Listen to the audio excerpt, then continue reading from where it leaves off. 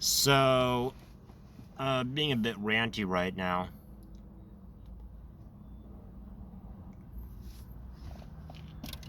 as I often am. It's a lot of my videos and whatnot, but I decided today I was going to talk a bit about a hot topic, and that hot topic being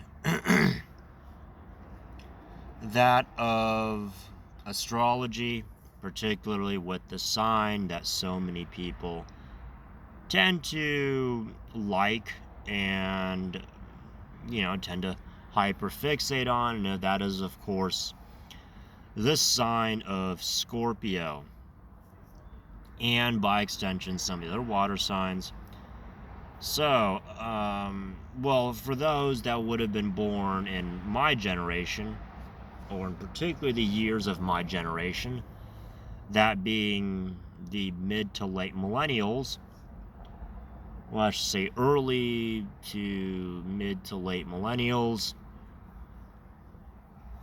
that we would have had Pluto in Scorpio.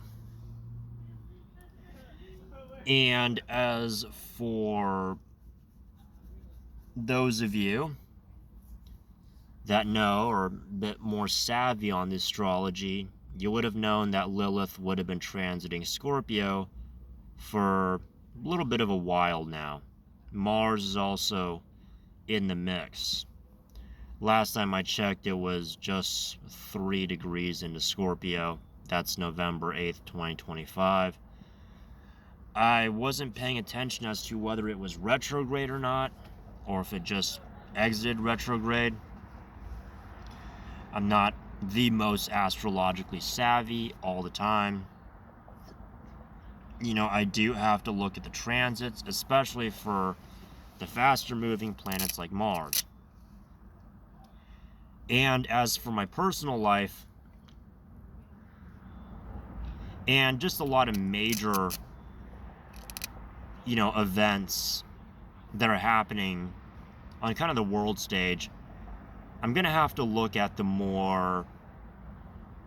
slower moving planets. So everything past Jupiter, got to look at that. It's more generational. And of course, if it's transiting, other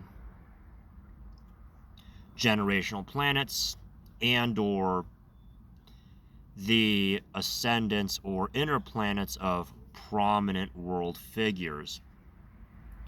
And when I say prominent world figures, I'm talking the ones of the more solar disposition, the Leos of the world. That doesn't necessarily mean they have their sun in Leo. Obviously multiple planets, your ascendant, all the houses and points in the midheaven and vertex and descendant. But I assume most of you that follow my channel should know that.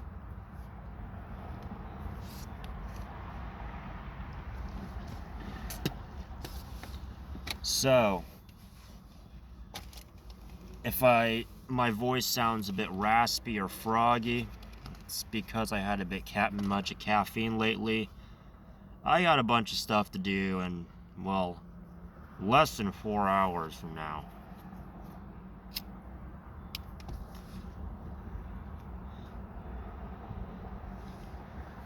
And with that being said, I decided to sort of take it upon myself to have a little bit of caffeine and record while I'm at it. So usually I'm going to be more of in a ranty state, or just kind of, rattling stuff off my tongue or out of my mind, when I've had a little bit more of the stimulants, the caffeine particularly. Likewise, it can make my voice sound a little more nasally and or raspy. Sometimes just more like a prepubescent boy, or a boy that just hit puberty. Your voice just started cracking. And so, for that reason,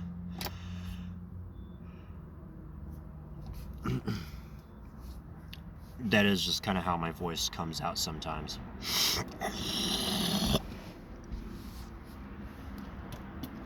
And that's also why I'm hacking and spitting a lot right now, because it tends to cause my sinuses to kind of swell up a bit, cause a lot of vasoconstriction with me. So, with the Mars and Lilith transits, we've had a few, prominent assassinations within this past year. A few of them, relating with American figures. We haven't had that for a while. And, keep in mind the timing of it all. One of them was last year, Jade 13, and another one was, later on, and then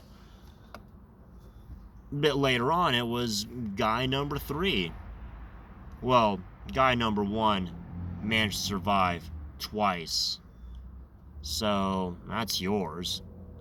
And you're welcome. I was part of, at least inadvertently, casting for that. Now, while I did not intentionally intend for Donald Trump to survive and all that, I wasn't really against him either. I just saw him as, he is who he is and he does what he does. See, I'm kind of at the point in my life now where I get that everybody has their reasons for what they do and why they do what they do. That doesn't necessarily mean I'm going to be more patient with them, but, I get it. They got their reasons, and they have their rationale. Just as I have my reasons and my rationale for what I do. And you all have it for what you do. So with that being said, I decided it would be a good idea to perhaps talk a little bit more about the Mars and Lilith transits. So if you were born around my generation, it's a pretty good chance you would have had your Pluto natal in Scorpio. And around this time, Lilith will be transiting that natal placement of Pluto. And that means a lot of us, we're going to have a lot of bit of change. We're going to be pursuing some of our more, deep carnal desires.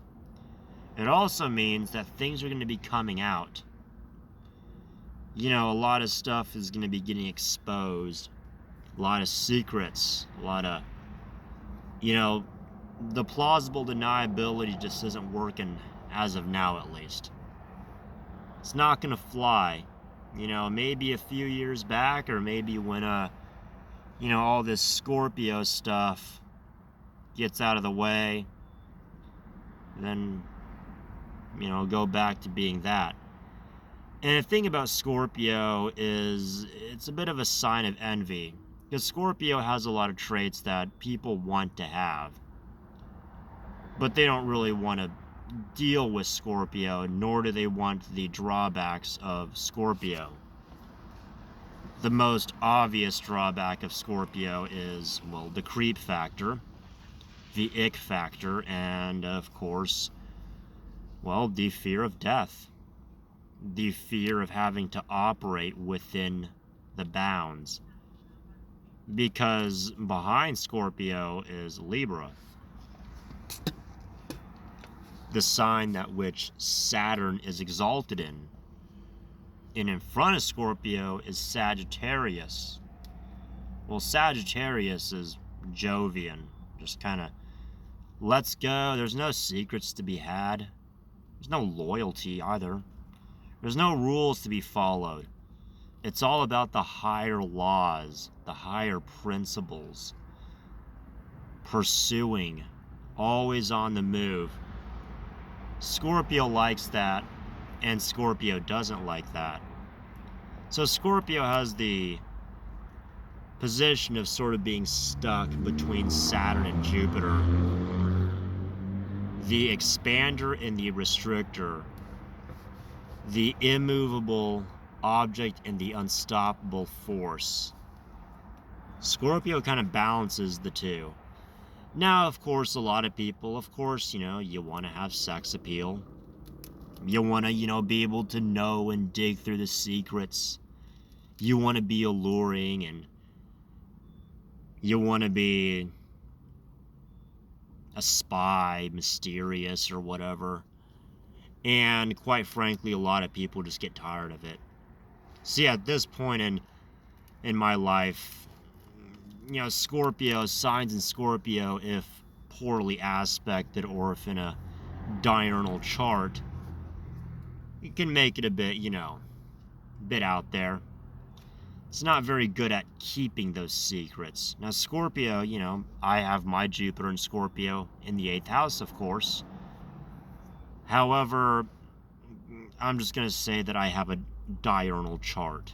I have actually a nocturnal chart. I apologize for that. So that would mean that Jupiter is above the horizon. But Jupiter is in a nocturnal sign and house, that sign being ruled by Mars, which is a nocturnal planet. Now, we see that Jupiter and other water signs tends to do pretty well, just as Venus in Pisces does pretty well. But Jupiter does pretty well in Scorpio. The most obvious one being the obvious thing for the guys. Me having Jupiter Scorpio in the 8th house, I can say that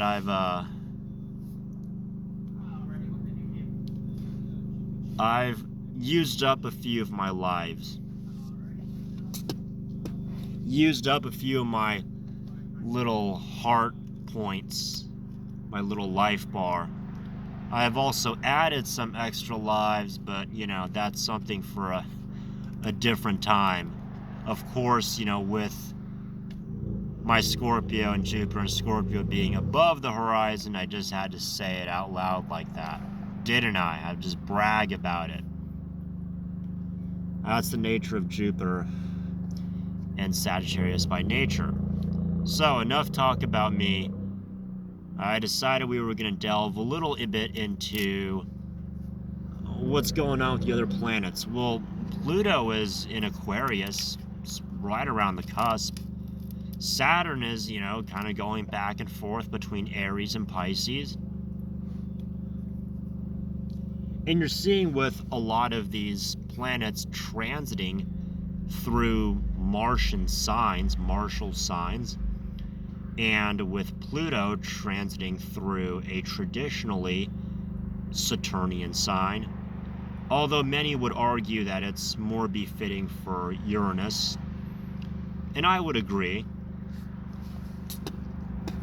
I would concur that it's a bit more to do with Uranus, because Aquarius, unlike Capricorn and Libra, well, it tends to be a little bit more on the unorthodox side of things. It can be a bit lofty. However, Aquarius has to deal with the restrictions of Saturn, because Aquarius doesn't necessarily have all the abilities. In the mythology, Kronos quite literally castrates Uranus.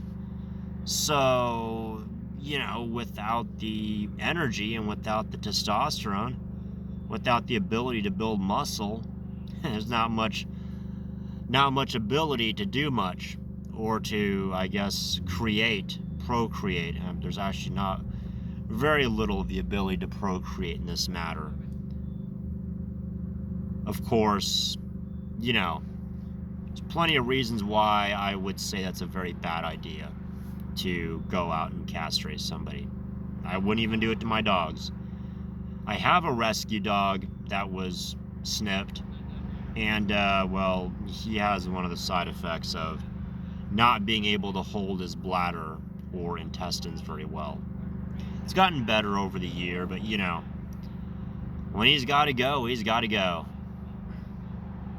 And God bless his soul.